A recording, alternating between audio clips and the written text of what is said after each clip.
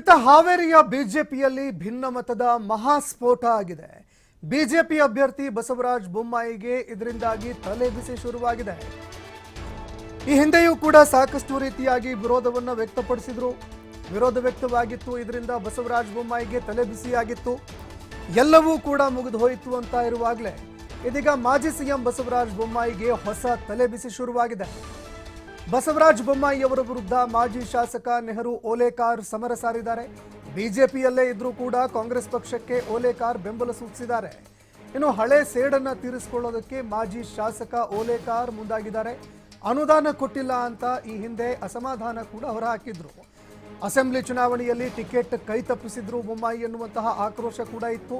ಹೀಗಾಗಿ ಬಸವರಾಜ ಬೊಮ್ಮಾಯಿ ವಿರುದ್ಧ ಸೇಡಿ ತೀರಿಸಿಕೊಳ್ಳೋದಕ್ಕೆ ಅಂತ ಇದೀಗ ಓಲೇಕಾರ್ ಸಜ್ಜಾಗಿದ್ದಾರೆ ಅಂತ ಹೇಳಲಾಗ್ತಾ ಇದೆ.